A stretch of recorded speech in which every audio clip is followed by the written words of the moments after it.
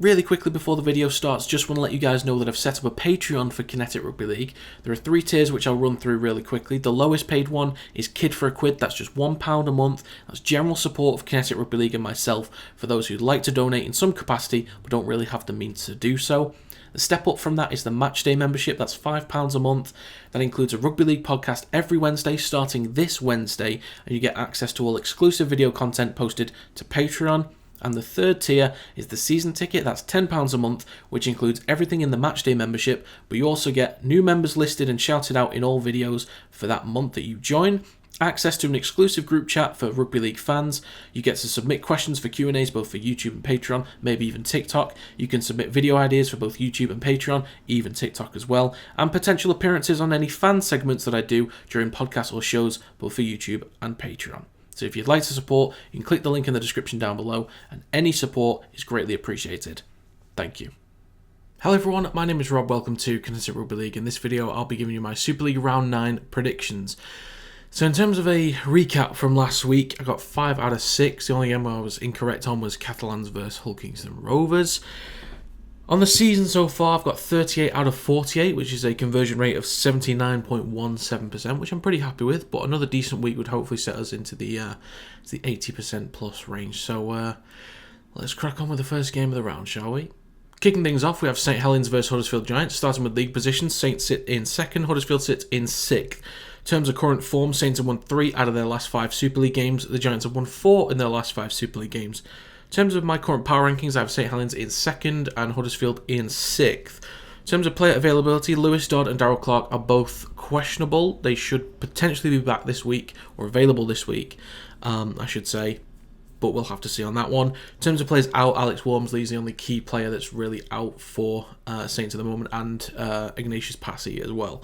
On the side of the Giants, Andre Savelio is questionable, so we'll have to see about this week, and Chris Hill is still to be confirmed at the moment.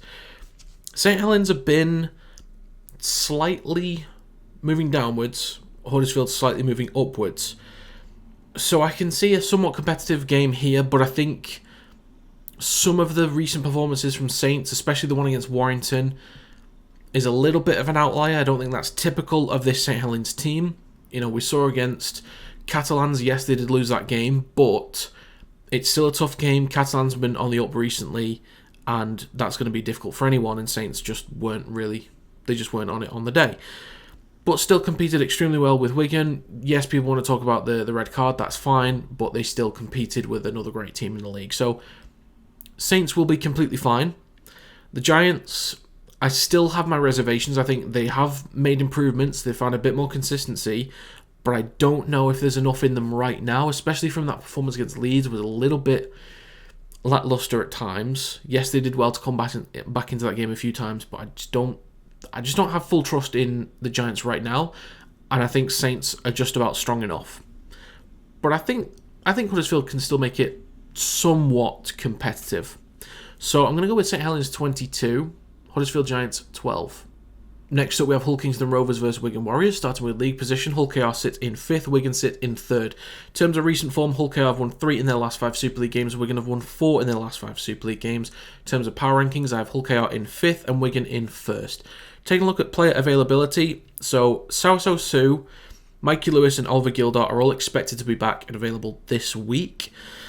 On the side of Wigan, Adam Kieran is expected to be in, and then we have Ethan Havard and Willie Isa, both not fit yet, and Liam Burns still suspended at the moment. So having Mikey Lewis available is always a huge plus. Sue is a great player for the forward pack, and Oliver Gildart is fairly underrated, but can be utilised extremely well in the back. So I do think overall Wigan is still the stronger team in attack and in defence, but they aren't without their issues. I talked about this in my power rankings video. I think there are 2 key factors that are going to make this game extremely close. Number 1 is the fact that Hull KR got battered last week. They will not like that, and given the culture and the feeling around that team, they will do whatever it takes to right the wrongs of that performance. That's number 1. The second one are the pitch conditions. We have seen a few too many times this season that pitch can get pretty ugly after a couple of minutes. And if the weather's not favourable in Hull, that pitch could be looking pretty dodgy. And between the two teams, who do you think has more experience on that pitch? I think it's Hull KR. So they'll be used to playing on that kind of turf. They'll understand how to kind of go about their business, and Wigan will have to get used to it. I do think, given that it's only a potential that it's going to be an issue and it's not a definite that it's going to be an issue, I still want to look at this from a typical rugby league game perspective, in that Wigan are just the stronger team in attack and they are the stronger team in defence. Both teams are really solid in the forward pack, but I think Wigan just slightly edge it for me. And when you've always got individuals in there like Jay Field and Bevan French, and players on the wing like Miskey and Marshall who are really, really reliable, you've got an excellent chance of putting up significant points every single week. The main focus for Hull KR is making sure their kicking game is solid, winning that forward battle through the middle, and just making this game as ugly as possible. I don't think this is going to be one of those where they can outplay Wigan, but it feeds into what this Hull KR team is about, in that if we need to fight it out, we'll fight it out. And that's what Hull KR kind of need to lean into. It's going to be a bit of a scrappy game, and I don't think they'll win it based off quality. And when I say that, I don't mean Hull KR don't have enough quality. I just mean it's not going to be the pretty, kind of all these beautiful overlapping plays constantly. It's going to be a real battle through the middle. They'll punch holes into Wigan, and then they'll eventually wear them down and start to spread the ball to the edges. But I think in the middle is where it's going to be won and lost, and still a question mark over those pitch conditions. But on a typical game, but still trying to take into account some of the possible nuances, I'm going to go with Hull Kingston Rovers 18, Wigan Warriors 20. Next up, we have Leigh Leopards versus Catalans Dragons, starting with league position. Leigh currently sits in 9th, Catalans sits in 1st on the ladder. In terms of recent form, Leigh have only won 1 in their last 5 Super League games. Catalans have won 5 in their last 5 Super League games. In terms of current power rankings, I have Leigh in 9th place at the moment and Catalans in 3rd. Looking at player availability, we might see Edwin Aparpe and Asiata this week. We might. In terms of players still unavailable for the side of Leigh, there's Briscoe, Brand, O'Brien and Nakabue. So still a few key players out, but we'll have to see. I think Edwin Aparpe would be a huge inclusion this week if he's available. Hopefully he comes back, but if he's not 100%, don't aggravate it. On the side of Catalans, all unsure about Abdul, Takiaho, Manu Ma'u, Tangai Zenon and Ikvalu. So I'm pretty sure all of them are going to be unavailable. So they're kind of to be confirmed at the moment in terms of when they'll be back. Leigh have put in 2 really strong back-to-back performances against 2 really strong teams in Hull KR and Warrington, and they really took the fight to them. So 2 great performances from Leigh. Catalans, I think, are a step above these 2. They've played against 5th in my power rankings and then 4th, and now playing 3rd. So I still think they can take the fight to Catalans. They can cause them some issues. Catalans also are a team that haven't been perfect. They're one of the strongest teams right now in the league, but they still haven't been perfect. There's been some moments where they could have been stronger in attack. They haven't looked particularly clean and known what they wanted to do on the last tackle. Sometimes they've tried to spread the ball and there's just not been much going on. It's just very one-dimensional. Sometimes in defence they've been opened up a couple times, and that was like against Catalans and Hull FC a few weeks back. It wasn't a terrible performance, just a few moments where it happened, but Leigh are a team, I think, that they play with a lot more pace, a lot more skill. They could potentially open them up a bit more. So I think Catalans will be fairly comfortable in this game, but it won't be without issues. And Leigh will certainly find ways to chip away at this Catalans team. But I've mentioned this before, they're extremely well coached, defensively and in attack, very efficient, strong forward pack. Typically don't make too many errors either. I think Leigh is still adjusting to players missing at the moment, but I think another respectable performance is likely here from Leigh, but I think Catalans should be okay. So I'm going to go with Leigh Leopards 12, Catalans Dragons 30. Next up, we have Castleford Tigers versus London Broncos. Starting with league position, Castleford sit in 10th, London sit in 12th in terms of recent form. Castleford have won 1 in their last 5 Super League games, London have won 0 in their last 5 Super League games. In terms of power rankings, I have Castleford currently in 10th, London Broncos currently in 11th. Hooray to them. In terms of player availability, the maybes on the side of Castleford include Griffin, Milnes, McShane, Mellor and Westerman. They're all maybes, so hopefully a couple of them will be available this week. There are no players expected back of the 4 players on the injury list for the side of London, so no real changes to them the last couple of weeks. I'm really confident in not just a Castleford win, but not just a Castleford win, not a Castleford onslaught, but just a well in control Castleford team. And a lot of people say, look, it's only London, but I get that. We've already seen from Hull FC and now Salford that it's sometimes it won't look as easy as it might seem. And there have been plenty of games where London have been completely battered. I just think this is one of those games where Castleford are in a great position with Tex Hoy coming in now as well. And, they'll have some confidence over the last couple of weeks. The great performance against Salford, rough day against Wigan, and then to kind of come back against Wigan again and just have a much more improved performance would hopefully give them a lot of confidence. And then to really bring Tex Hoy into this, whether he'll actually feature, I don't know. But I think it would be a good game to really get him in, or at least get him some game time, have him on the bench, and then sort of see where he fits in. But I think Castleford should be okay, should be pretty clean. So I'm going to go with Castleford Tigers 32, London Broncos 10. Next up, we have Salford Red Devils versus Warrington Wolves. Starting with league position, Salford sit in 7th, Warrington sit in 4th. In terms of recent form, Salford have won 3 in their last 5 Super League games. Warrington have won 4 in their last 5 Super League games. In terms of power rankings, I have Salford in 8th at the moment and Warrington Wolves in 4th.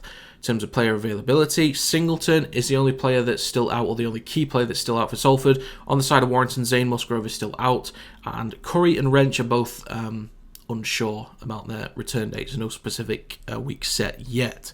So 2 key misses there for Warrington, but I think given recent performances, Salford could have been a lot more comfortable against London. They've got a loss in there to Castleford, so they don't help at the moment. Warrington, strong performance against Leeds, strong against Saints, and decent fight back against Leigh. For me, Warrington are just the stronger team right now in terms of squad availability and just recent form. They're just the better team right now. I've lost a little bit of trust in Salford the last couple of weeks. And Warrington have built more trust. As a Wyre fan, I'm very critical and have been careful about how much I move them up in the power rankings. And they're at 4th now. There was a point early on in the season I had them 9th, I'm pretty sure, after round 1. And I've slowly but surely gained more and more trust to feel like I can truly back them to be in this position. So for me right now, it's just about trust. But I also trust that Warrington will allow too many points for my liking. Because I think Warrington, on paper, could be in a much more comfortable position here. But I just know that Salford will find ways to score. This is always a really tough game for both teams. But Warrington, I think, will learn a lot of great lessons from last week against Leigh and help Warrington to kind of build into a much stronger team going forwards. So I'm going to go with Salford Red Devils 18, Warrington Wolves 28. Finally for this week, we have Hull FC versus Leeds Rhinos. Starting with league position, Hull FC sits in 11th, Leeds sits in 8th. In terms of form, Hull FC have won 0 in their last 5 Super League games, Leeds have won 2 in their last 5. In terms of power rankings, Hull FC sit in 12th, Leeds sit in 7th. In terms of players available, a few maybes on the side of Hull FC include Jack Walker, Liggy Sow and Jack Brown. And for players unavailable still right now, no Brad Fash, no Truman, no Tumavave and no Vulka Chapani. So there's a few key players missing for Hull FC. And on the side of Leeds, for players in, Tom Holroyd should be back. And Ash Hanley is still 50-50 at the moment. But again, as I said previously about Edwin Aparpe, if he's not fully fit, don't aggravate it because he's a key player. Just bring him back next week fully fit. There's a few players that are to be confirmed at the moment for Leeds. That includes James Bentley, James Donaldson, Harry Newman and David Fusatua. So there's a few key players missing there as well. Hull FC, it is not looking good, man. It is not looking good at all. I don't know where the points are going to come from in games and and therefore post games, I don't know where the points are coming from in the game, so they're not going to get points in the ladder. I don't know what they can do. I really don't know. I think now is a good time to appreciate that no one's getting relegated. Now, it's still going to technically happen for London anyway, but I think it's about time to appreciate IMG for the side of Hull FC fans. Leeds need a bounce back and could do with a really big confidence boost, so I'm expecting much more fiery, more in control, much more intelligent performance than they had against Huddersfield, because they threw some things away. They were very dominant through the middle, very good ruck speed through the middle as well, dominated, but just last tackle, the decision making and executions were poor. But it would be a lot easier to execute spreading the ball against this Hull FC team at the moment. So I think a very dominant win is likely for Leeds.